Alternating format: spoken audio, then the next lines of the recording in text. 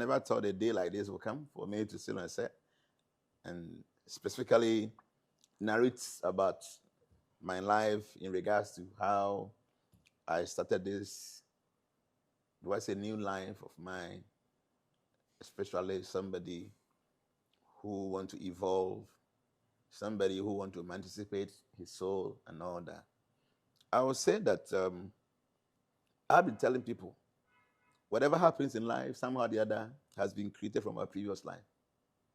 70% of the things that happens to us is based on our karma, and the 30% is our own free will. So probably I would say, from my previous life, maybe there's some connection like that. Because my father was a magician. Okay. I didn't meet him performing magic.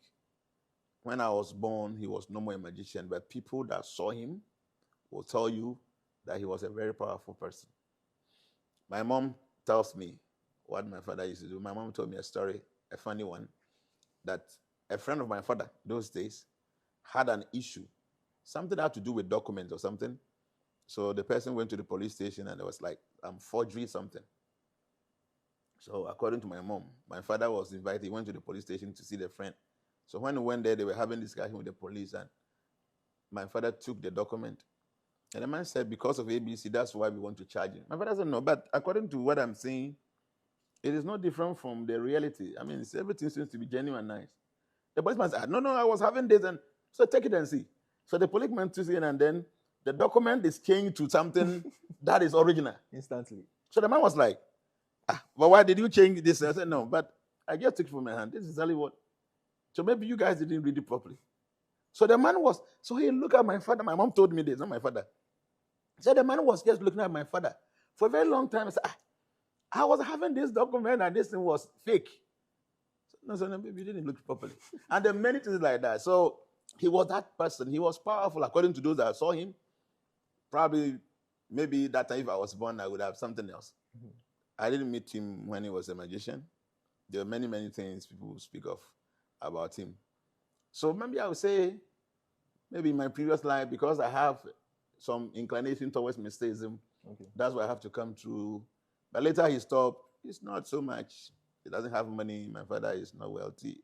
Fortunately, he built his own house, but after many years before I was born, later the house had probably broke down, but we've been able to build a new one for him. What I mean is that he doesn't have money.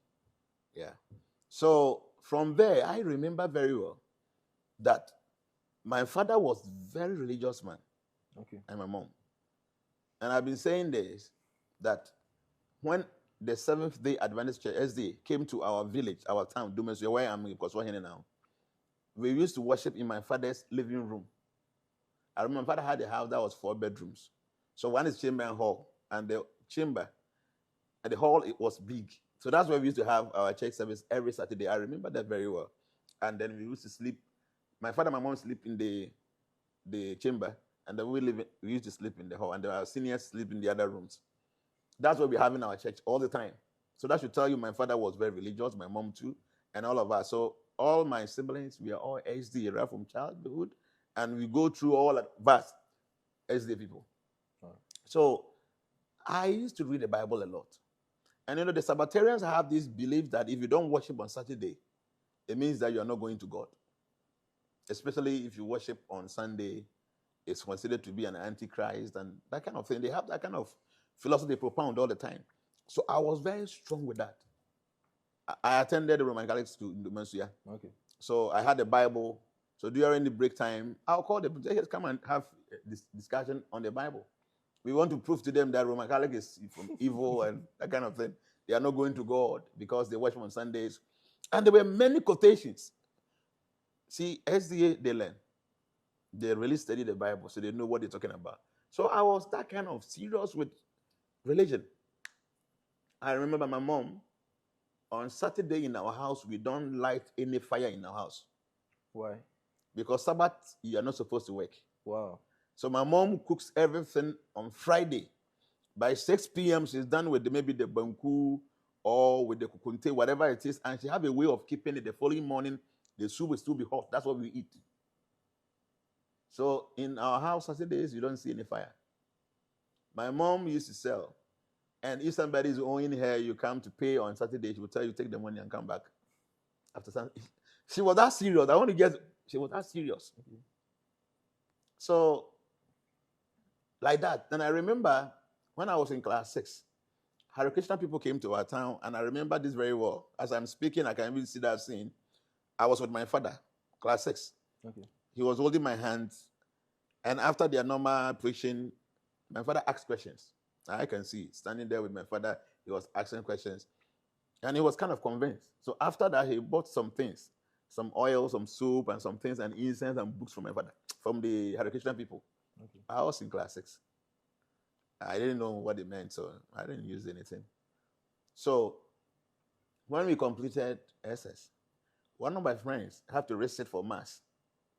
So he didn't pass. So I remember I went through my father's books.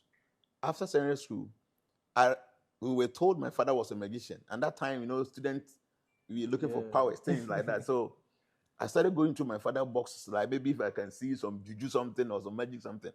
So one day when I was going through, I saw a book called Raja Vidya, The King of Knowledge. So I didn't think it was important. I left it. So later on, when my friend had to recite for his maths, I remember that, I saw a book in my father's box. The name was King of Knowledge, Raja Vidya. So probably it might have something to link with mysticism, something that can help my friend to pass his maths. So I went there, I took the book, and I gave it to my friend. I saw this book in my father's box. I think it will help you to pass your mathematics. So he took it, and truly he wrote, and he passed well. Still, my mind was not into any mysticism. I remember when we were kids, we used to do some heba things, a lot of stupid, childish stuff that we do. Okay, if you're looking for this woman, you do ABCD, that kind of nonsense. Tell us a brief story about those. No, a lot. See, I have a lot. I remember there was this kind of rumors, I don't know, myth or something that says that if you're looking for a girl and if the girl pass water, you need, there's some concussion when you go and put it in there, the lady will be following you. I remember this very well when we were just in JSS. And they were this lizard, Yeah. So you go and kill the lizard and they cut the head and you go and grind with some things. That kind of stupid thing. And we were doing, many of us, all the boys in the village will be doing. Did it work? Well, I say where? I remember one day, somebody, using myself, I forgot, somebody tried, and after some time, the lady was kind of close. They say, the thing is working. See, that kind of funny, childish life. But, that was the idea. Everybody in the town, people were a little bit intrigued with spirituality and mysticism, but we didn't really have any real understanding.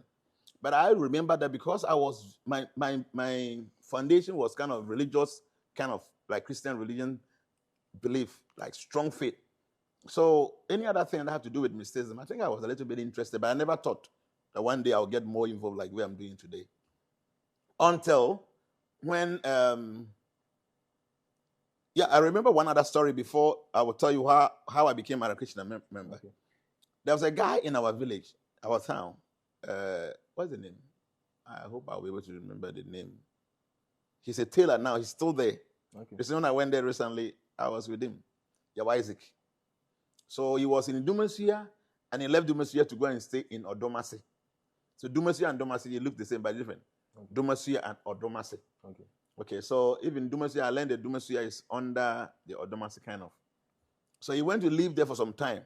So when he came back, he was my friend then. So when he returned back, we were still friends, but he was quiet, changed, and he was doing things that was weird. Like, he's quiet, you don't talk to people, he's always reciting some prayer and that kind of thing. But he looks like different as compared to how he was before. But he was my friend then. I remember he was a senior to me, but when I was in school, I was very smart.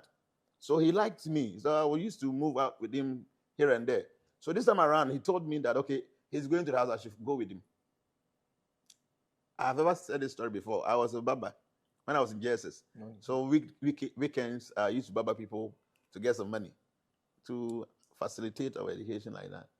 So I think I finished shaving somebody and he said, let's go and do something. So I followed him. So when we were going, he was picking flowers on the way. And we knew that people that deal with flowers are juju people, people that call saints, that kind of thing. Yeah. So I was like, this guy that I'm following with flowers, is he going to kill you? Sacrifice me or something? So I said, okay. Then I removed my scissors and I hid it here. that when he tried In anything. case of emergency. And truly, after packing all the flowers, we went to his house, Okay. his room. And before we entered the room, I could smell a very nice, beautiful scent. So I was afraid. Hey, this guy, he left the Messiah for some time. Now he's been here less than a week, and this guy is doing these weird things. Maybe he has gone for some juju, and they want to come and use him to sacrifice me for some god. So we entered, and when we entered, there was a red light in the room. And there was a curtain. I remember on the wall, some curtains like that. So he removed the curtains, and I could see some weird forms, pictures, things to me that was very scary. Okay. Horrible stuff, like things that according to a Christian, you see those things, the demons, that kind of thing. So he sat down cross-legged, and he took a bell, started ringing, and he was waving the incense like that, waving the incense. So I removed my scissors, and I held it very tight. That time, also, I think I was doing martial art. I told me, if I remember. Yeah, maybe. I think I was into martial art. So I held the scissors. That if a guy try anything, either I die or he dies. So he offered the incense like that, ringing the bell. After he took some the flowers that he was picking, he offered all the flowers like that, offered them. So he sat down and he started mantra home, something like that. I remember he was doing something like that. So when he finished, now he turned back and looked at me. He said, now I'm a Hare Krishna person, and this is what I'm doing. It's a beautiful thing. I like you, so I want you to introduce you. So in the room, I was shaking. So I didn't say anything, whether I was interested or not. So after some time, he gave me some of the flowers that he offered. After he fixed the flowers in front of the pictures, he took some, he smelled it, and said, you take it. It's a very good thing for me.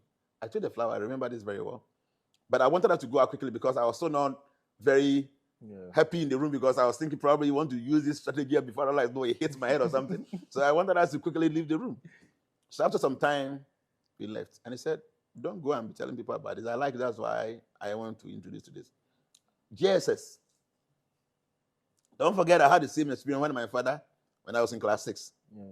And in the Bhagavad Gita, he says something that anyone that hears the word Hare Krishna, a seed of devotion is sowed in your heart, and one day you become a devotee. Wow. So what happened is, we went out, and now I was like happy with it, because he started telling me a lot of things about it.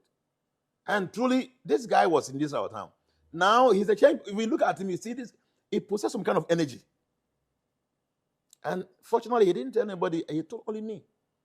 So we used to walk around. At times, he would pick the flowers, I'll follow him, he go and do the same. Now, I was no more afraid, because I noticed there was anything like sacrifice, you want to kill him or something. Yeah. So I think some Tuesday the times I went with him, pick the flowers, went to go and do the worship like that. So something happened, and I think when I started SS, I think whether he was no more in the town or something, but there was no connection between me and him going to his place. So we completed SS, and after some time, I had to come to Accra. So when I was coming to Accra, I saw the Hare Krishna signboard at the junction. For the third time. For the third time, Sansam Junction, with the pictures and Hare Krishna temple. So I told the driver that I want to alight. So I alighted, and I followed the signboard all the way. So when I got to the temple, I remember there was somebody fetching water from a well in front of the temple. The well is still there. And he was having this hair, a tuft of hair here, long. And he was wearing some dress. That kind of dress is it's a dress that probably I've never seen before. Only when I was a kid. But it never occurred to me that it's the same kind of dress that these people were wearing when I met them with my father. So I told him that I want to come and worship with them. So when he spoke, I noticed he wasn't a Ghanaian. He was a Nigerian or Syrian or something. He wasn't Ghanaian. So it's okay. Then he directed me, because he was fetching the water. It's okay. Pass through here. The second room. Somebody is there in the office. You can go and talk to the person. So when I was about entering the temple, I saw that the altar was open. And I could see this Muftis deity standing there. No pictures, but human form. Wow. Yes, from the outside. And that was my first time seeing something like that. So I was afraid. So when I checked, I noticed that there's a road in front of the temple that leads outside there. So I said, let me just go and pass behind. Maybe there's a link for me to go to that I don't see the deities. And truly, when I walk behind the building, I noticed there was a way there. So I passed through all that and went to the office. So when I got there, I remember His Grace Ramanuja Prabhu, one of the devotees, was there, and I sat down. He asked me my mission. I told him, I want to come and join the church. And I was like, who preached to you? I said, nobody preached to me. Is it that you met the devotees out there? And the director said, no. So how did you get to know? I said, no, I was just passing. I saw the signboard, and I felt I should come and then Just like that. just join. He was surprised. Because according to him, people come there because probably they met devotees out there, they pick books and they want to come and see, or somebody directed him. For somebody coming from nowhere, you were not, directed by a devotee, not that you met them out there. So he was surprised. So we have a discussion, and I said, I want to join. So it's okay. Take this book. I remember he gave me a small tract of book. The name is The Transcendental Teachings of Prahlad Maharaj. It's a very tract book, and it's a very wonderful book. So I said, okay, I think it was on Tuesday. So I told him I would like to come to the temple. I asked him, when do you worship? Because I'm coming from the SDA background, I was thinking probably they worship on Saturday. They said, no, they worship on Sunday. So I said, okay, if that's the case, I will come on Sunday. And it's okay, he will be going to Nigeria that weekend. So he wants to introduce me to the temple president. That this young guy wants to join us, so he will be coming on Sunday. Please take care of him when he's here. So he went to that office and he told the president, it's okay. I got home and I sat down, I read that book. I didn't stand up. I was sitting reading the book until when I finished the book. I was like, wow, this book is nice. So the following day, I think on Wednesday, I went back to the temple and I met the man. The same man. The same man that received me when I went there the previous day. So I told him, I'm done reading the book and I want to read more. So, wow, just only one night? I said, yes, I love it. So he gave me another book. So this book happened to be the book I gave to my friend, Raja Vidya, the King of Knowledge. So as soon as I saw the book, I said, I have ever seen this book before. So he asked me and I explained how I opened my father's box and then I saw it all that. So I went there and within a short time, I finished reading the book also. Not one night, I think 2 days or so. So Sunday, I came to the temple. I remember I was wearing some brown trousers. I will never forget. This is many years ago. I had this Jirijat dress, like this kind of material, brown one, and I have some shoe. I remember. I used to have sporting waves. Wow. I had a very nice sporting waves. I remember with this shirt, with a brown trouser, with the shoe. So when I got there, I had to remove my shoe. We went to the temple room, and they said we have to sit down cross-legged. It was not very convenient, You weren't used to. Yeah, you're not using to that, so sat down like that. After the whole class, then they said we have to do worship, the blue cone shape, like that. What is this? They opened the altar, and I saw this personality standing there, beautiful, smiling. Not the image. The image. The image. Yes. So I was like, this is beautiful. So we started. And I remember a song we sang now. Anytime I hear that song, I remember the very first day I went to the temple. It goes like, Kiba Jayo, Jayo Gora Chande, Arati Kosoba. Anytime I hear this stance, I remember the very first day I went to the temple room. What does it mean? So Kiba Jayo, like all of you gathered together as we are about worshiping the Supreme Lord. Wow. I never knew the meaning. So as the man started, Kiba Jayo, Jayo Gora Chande, Aratiko Soba, Jana Vitata Bani, like that. So we started singing and they started moving. All of them, they're church people, like they have the same dressing with a dhoti. I got to know that's the name. Okay. The dress were not sewn, like some bedsheet wrapped in a way, but it looks like trouser and top. So it got to a point, they started singing something. Jaya Shri Krishna Chaitanya Prabhu Nityananda Shri Advaita Gadadara Shri Vasadi Gura Bhakta Vrinda. The God, some years back, came in 5 personalities. One person came in 5 personalities. With a different name, but the same person. That's the song. So as soon as they got to that point, all of them started moving forward. Okay. So they'll move together, they'll come back. To and fro, like that. It was a beautiful thing. And I remember the Shivas, the president, he's a tall man. So he raised his hand like this, and the way he danced the thing, it was so enticing. I was like, this thing is nice. So after the whole thing, they said we have to sit down and do law feast. So they laid mats, and we all sat down, and then they started serving us food. And the Shivas himself, the president, he was there. Okay. And other people, they were not young people. They all came with pots. They started serving us. And I learned they're vegetarians. They don't eat meat. But the food was just nice. I remember it was wache. Mm-hmm. It was wache. There was no meat in there. But I saw something that looks like cow meat. So the food was nice. So I remember asking somebody, but you say you don't eat meat, but I'm seeing something. I said, no, it's not meat. This one is called chunks. Okay. The soya chunks that you use from soya beans. I love the food. So those that were, so I remember asking them, can I have a pack? So I remember one guy, he didn't call me. He's no more around here. I don't think he has traveled or something. He packed some for me. So when I was in the car, that time they were having a black car van that transported members from town. So after the whole program, we were about 15 of us that sat in the van.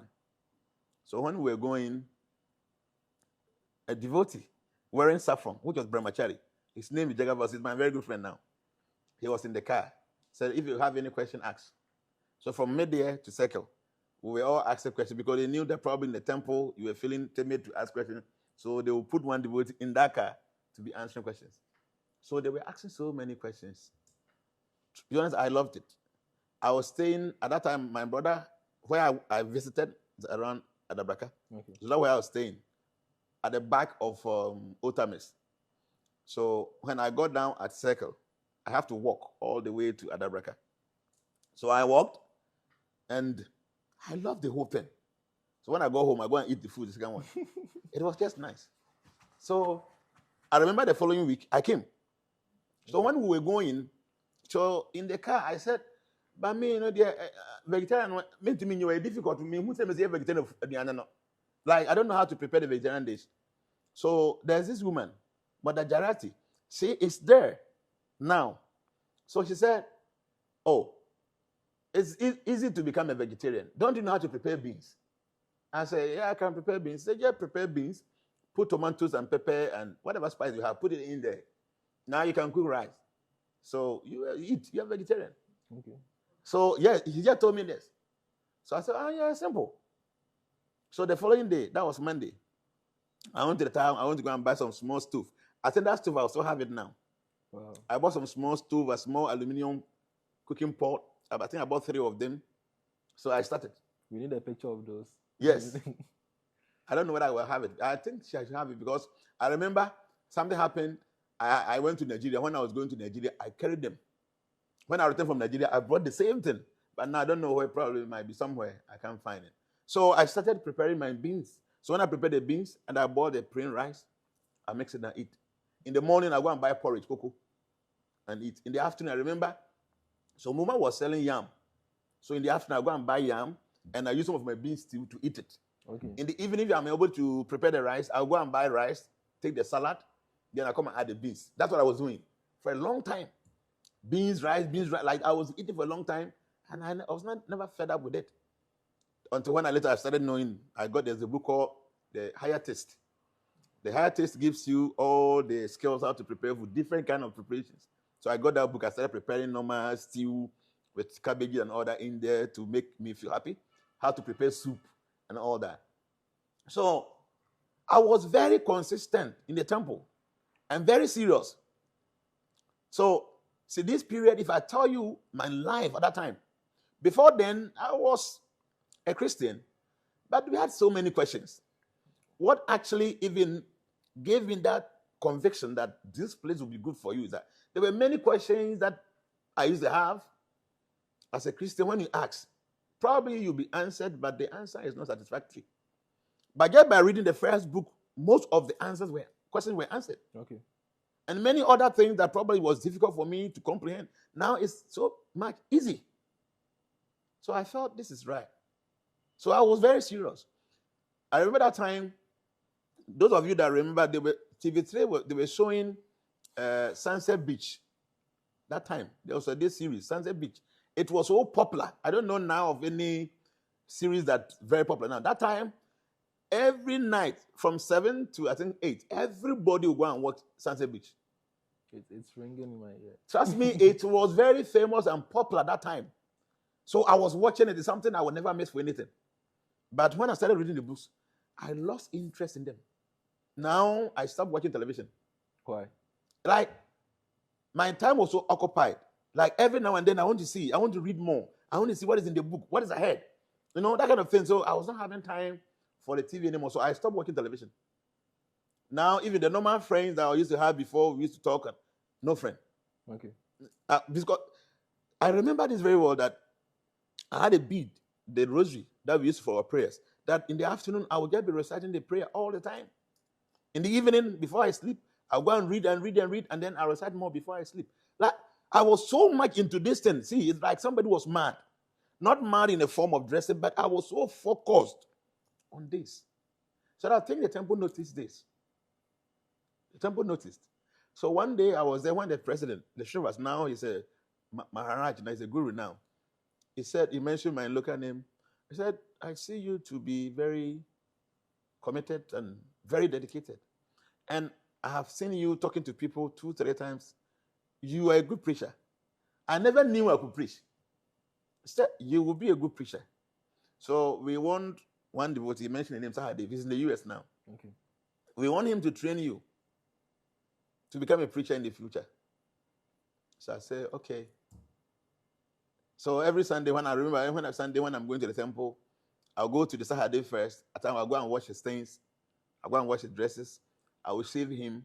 Then I'll be asking questions in the course of all this service. Like that. So he used to go to Radio Good to go and have programs. So he would tell me I'm going to radio, so you should tune and listen to me, how I answer the questions and all that. So I was serious. I was very committed. That I was just so much committed because the thing was nice. You read the books and all your questions are answered. So it got to a point, my brother was in Nigeria then. So he told me he wanted to go to Spain. And I was having a shop. So I should come and take care of the shop for him to go. So I remember going to the temple, informed the temple that, okay, I want to go to Nigeria because my brother is there. And is there any temple in Nigeria? So yeah, there's a temple there. 7 and 8 bus stop, Ajao Estate. So I took the address. I think I went on Wednesday, we went to the Nigeria. So when I got there, on Friday, I wanted to look for the temple. So I went throughout, and yes, Nigeria is a terrible place. The way they drive, everything was so bad. Their vehicles will not even stop for you to get down. Mm-hmm. They won't stop for you to enter. You have to jump out. This thing I'm talking about now is something I remember very well. So I sat in the car from Agege. They said the car is going to Osodi. Okay. But on the way, they have about 20 bus stops on the way. And all the bus stops, the car will not stop. The person has to jump out. Hey. It's serious. So I was like, hey.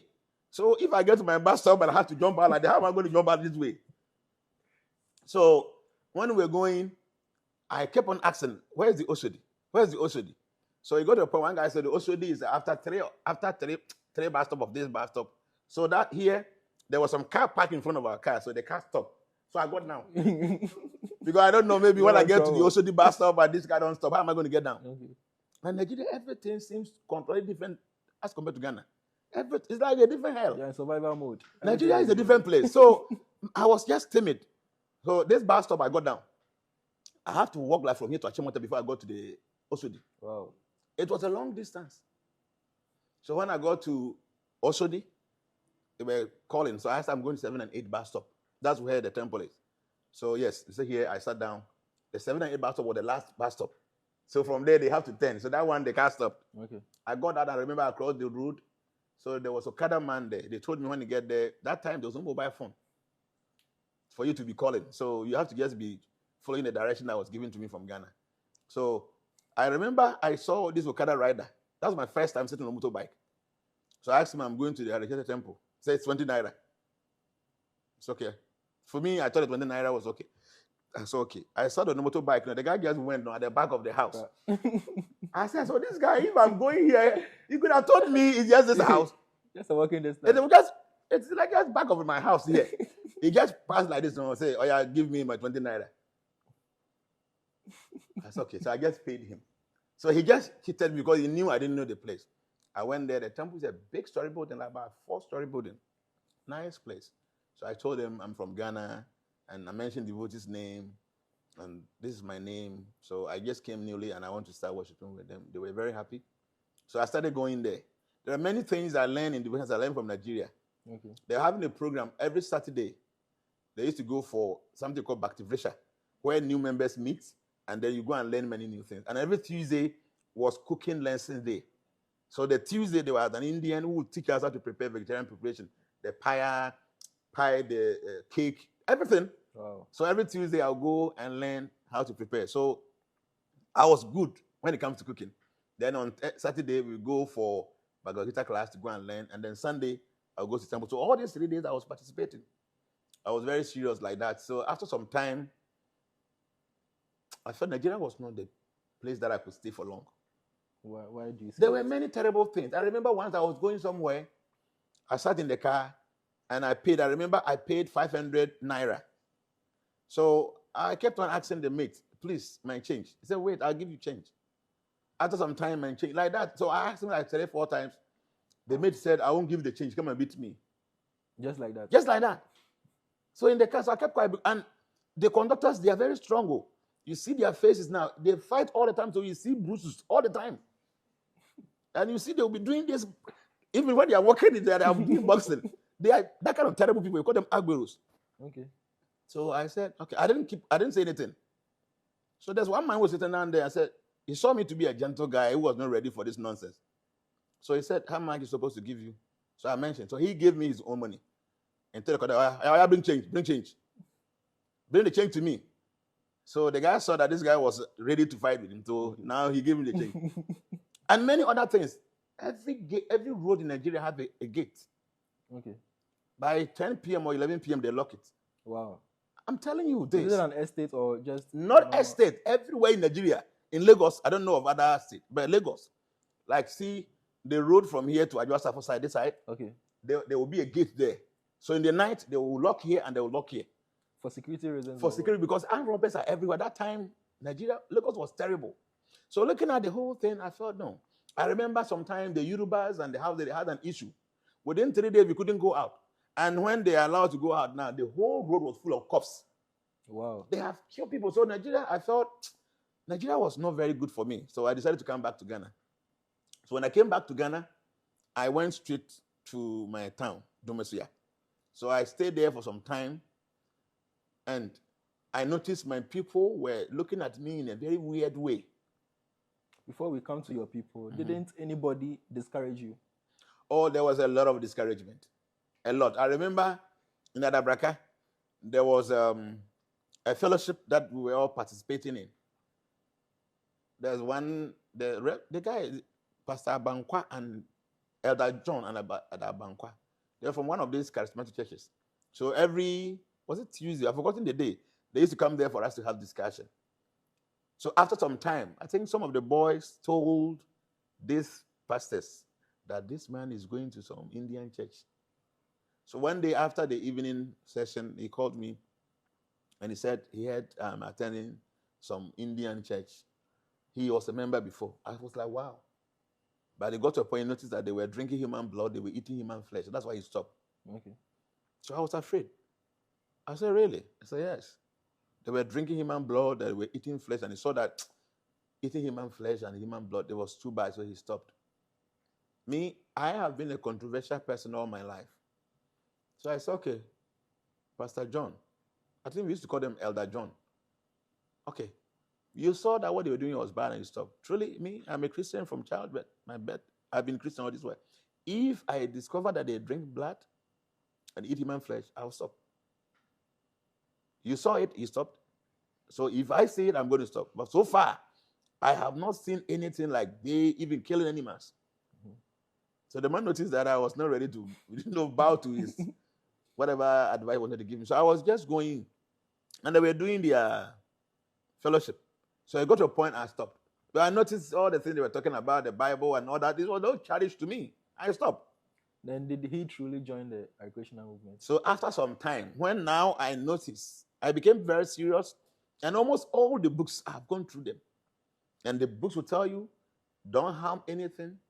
Whatever you do to other beings, not only human beings, will come back to you. And for that purpose, they don't even kill anybody. They're all vegetarians. So now I was very convinced that, yes, now Hare Krishna, they don't eat meat. That now, even there's any secret behind that, I don't know. Now I'm very much aware that they are vegetarian. They don't eat meat. So I went there one day when they were having their lessons in the evening. So after I sat down and said, hey, brother, they mentioned my name. So a long time now you come and say, yes, today I want to worship with you. So normally after the whole thing, they will say, if you have any question, ask. So I asked them, Elder John, do you remember some months ago you told me you have ever been the Hare Krishna person before and they used to eat meat and drink human blood? Now I've read all their books and they are vegetarians. They don't even kill mosquitoes. So he started smiling, saying, yes, God loves you so much. And we felt that Satan is taking you away. So we wanted to, discourage you from going to that church. So I've never attended before. And I just want to say something to discourage you. Wow. He said this. So I said, Elder, if you were able to lie, this kind of big lie like this, so it means that all that you have been telling us about God could be lies. I don't think I will join this again. I left. And that was the end of that fellowship. It never came again. Wow. So all the boys saw that, yes, what I said was true. Because if a whole pastor or elder, you could just give this big lie to the point that people used to drink blood, which is even criminal.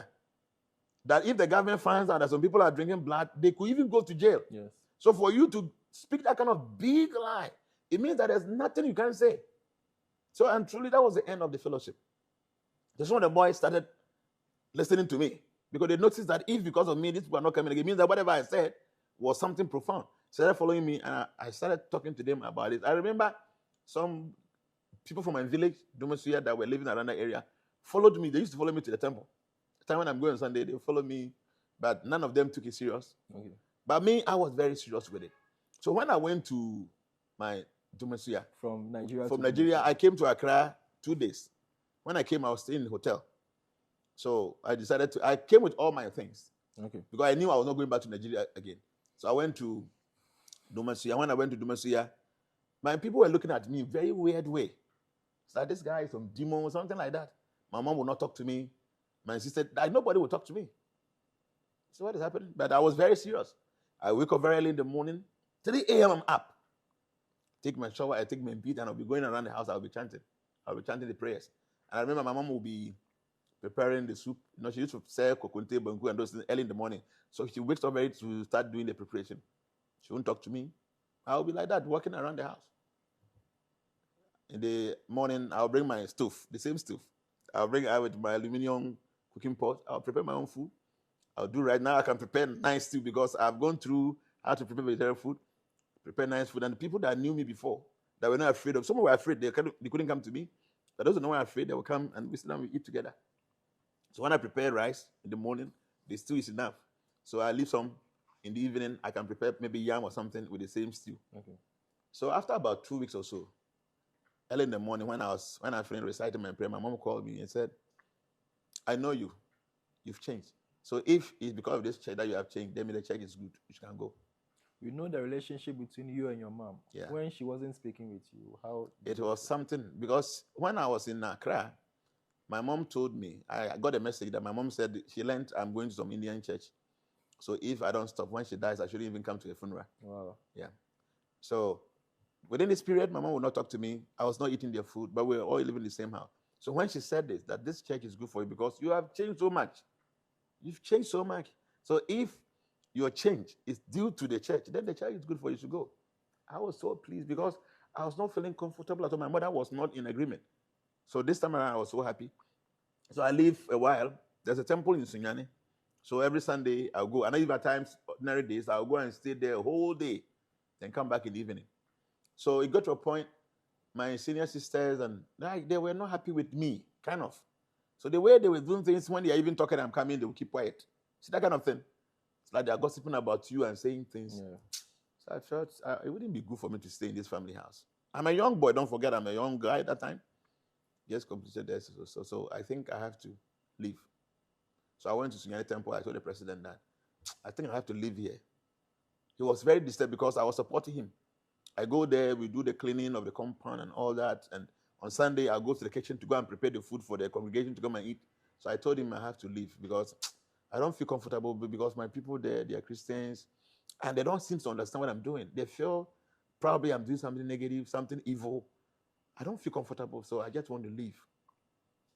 And I remember my uncle, who were very good. That time, every evening, even though I was not eating their food, I have to go and pound the food for him. During the days, he was a farmer. I have to follow him to farm. At times, you have to go and pluck tomatoes. I was doing everything like a minion servant to him. So one day, I went to the temple during Jnanacaksusdas. Normally, Jnanacaksusdas is a festival. We do it around 12 a.m. So I went there in the evening, and I told them that I'll be coming the following day because we were feeling very late in the night, and I don't think it would be prudent for me to come back that night. So I'll come the following day. When I was coming from Nigeria, I had this doorbell. It's like telephone. Okay. So when you ring the bell, you pick the telephone from the room, the handset from the room, then you can be able to hear the person at the gate. So I had one from Nigeria.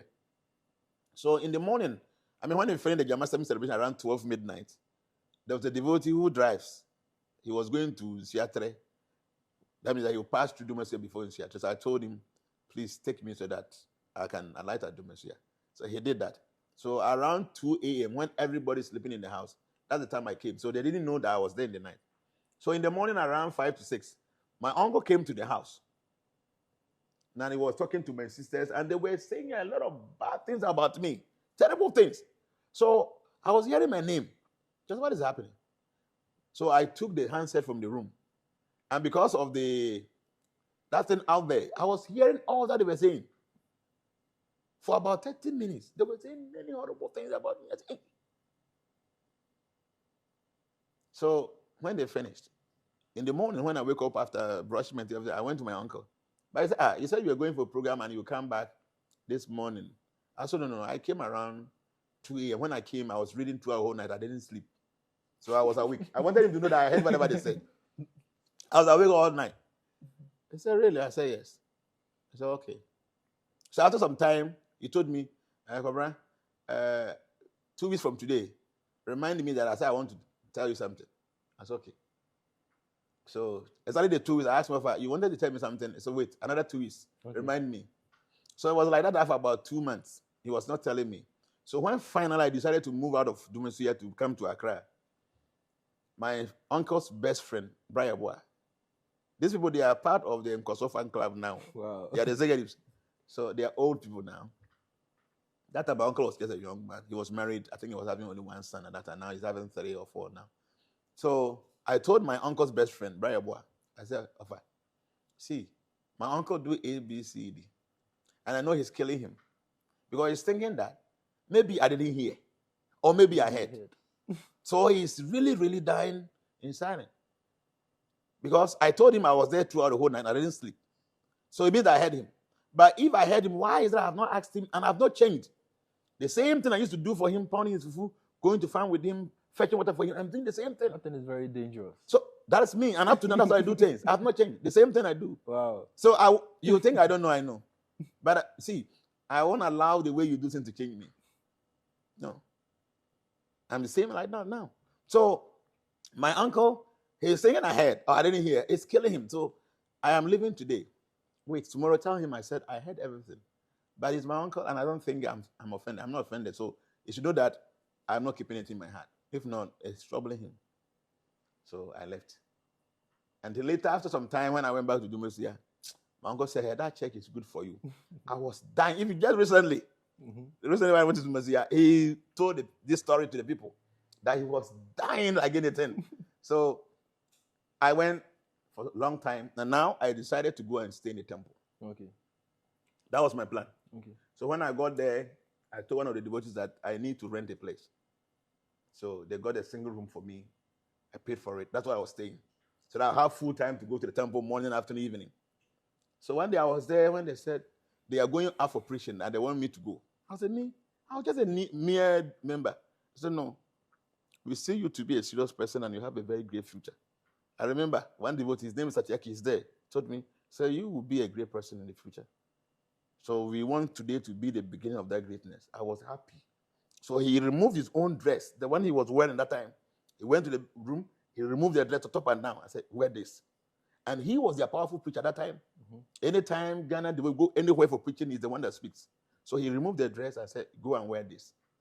Does the dress signify anything? I don't know exactly, but I think that there was a lot of Shakti energy inside the dress. So I went there, the dhoti, I don't know how to even tie it. So one devotee followed me to the room and they have to help me to do the tie and they wear the top. When I came out, everybody said, wow. Like that. I remember this very well. So we went out, we went to Koforidia. So normally when the preacher finished speaking, they give us books to approach people, those that need a book. And then the books we're not selling them for donation. So you take book, you give donation. There were senior people among them. I was just a new person, somebody who doesn't know much. So we went there, we went to about 3 places that day to do the preaching. And when we came back, I was first. Among all about 15, 20 people, I distributed more books than anybody. And the donation I received was bigger than anyone's. It was like, so in the morning, Mangarati, they will open the altar. After everything, they will announce the result to the deities. That yesterday, Hare, this is the collection. They will mention the devotee's name, distributed this book, and received this donation. Like that's when it got to my name, Bhakta Charles. That was my name, Bhakta Charles. Distributed this and this. Haribo! Everybody in the temple room, because I was just a new person that joined the team, and like I've surpassed everybody. So, like that, they started adding me anytime they are going out. Said, no, you should join us. Okay. So now, not only daily basis, but when they are traveling, at times the whole month, they're out there preaching, I had to join them. And all this while I was not preaching, I was just distributing. So I remember one day we went to Western Region session. So before I didn't know that they have discussed in the car that today, this spot, we will allow but a chance to preach. I didn't know. And normally when we are doing our kit and that, I dance strong, like serious dancing. And after dancing, you'll be tired, you need to catch up with your breath and all that. So just after the dancing, they said, you should go and preach. I was so tired, breathing heavily. So I took the microphone. And anytime our main preacher was preaching, I was sit close by where he's standing. So we normally go with the car. Okay. So we park the car, we put the books on the screen of the car, and we connect the microphone from the car. So the microphone straight from the car. So I was sitting in front of the car. Okay. And I will be listening to whatever he's saying. All throughout about 2 or 3 months. So when they gave me the microphone that I should speak, I have never, spoken in front of a crowd. There were a lot of people there. So I said, what do? I will just repeat all the things he has been saying. And, when I was in school, I had a guy named, they called me Baba Chas. I can just memorize a whole book in my mind. Mm-hmm. When we were in school, we were from village. So the school, they didn't respect us. We are from Dumasia is a village. There were people from St. Mary's and all the big schools. And we were going to do science. We are from village. So they were making fun of us. That kind of thing. So I remember the physics master came. He taught us about what physics stands for. The biology came, chemistry came. So I think the core science master, he came after about a week. Then he said, so far you are a new student here. Can anybody tell me what is science? So all these people from the baby school that they have big name, they are making fun of us. They will stand up and say, okay, science is A, B, C, D. They will say it. This one, they say science is A, B, C, D, like that. So I was afraid. And we were 4 from our village. We were all doing science, myself, Joy Chileme, Mark Chileme, and Asidu. We are 4 people that were all doing science. So they would say, these people, all these big people, children are saying something to you, you village man like that, you want to come and say something? I said, no, see. So I said, I raised my hand. They asked me, what is science? So when I stood up, 10, 15 minutes, I was studying that, I was just talking about science. And not anything I have said to you, I was just repeating verbatim all the things that you have taught us. All the chemistry, I've memorized it. All the physics, memorized it. The biology, memorized it. So wow. I would just say, science says this. The biology side, then I'll repeat all the things we have said in the biology, almost like 2 pages. I'll come to the physics. I'll say it. I'll come to the chemistry. Come and see the room. Hey! So the teacher said, which school from you? I said, from Dumasia. I said, I can't believe this. So they gave me a guy named Baba Chas. Because I memorized all the things we have studied for about 2 weeks in my mind. So the whole thing is, my life has been like this. So when he was speaking, I memorized all the things from the beginning. Say he's speaking like about 1 hour. I have memorized all the things I've been saying verbatim. Exactly at what point do you say this? You read this story. So when I took the microphone, I was saying the whole thing. I said everything from the beginning to the end. So when I entered the car, they said, "You are amazing. How is it possible you can just memorize everything Satyaki Prabhu has been saying?" I said, "But we have been listening to him." So that's okay. Now you'll be part of our preaching. So that time when Satyaki speaks, then they'll give me the microphone. When they are distributing the books, then I will also speak. So you go to a point, Satyaki, one day, I think he didn't join us. So when they said Satyaki is not going, he's the main preacher. So now you have to be the main preacher. I said, okay. And I used to be nice. I dressed, I ironed my things, probably I put my nice still like my hair here was very long. My sika was long. So I remember when we finished one spot, we went to Kumasi Adum. So during our bhajans, our kirtans, a huge crowd. Hey, how am I going to speak in front of these people? Now I want to be the main speaker. So I took the microphone. Oh, brate. I don't know what possessed me that day. When I finished that day, all our books, we sold every single book that day, one day. Wow. We were going for 2 weeks. So you plan on distributing for 2 weeks, but you used one day. One day, the whole books will be. I remember this. I'm a small man. That time, even now, see my size. And that time, I was just a short guy, slim.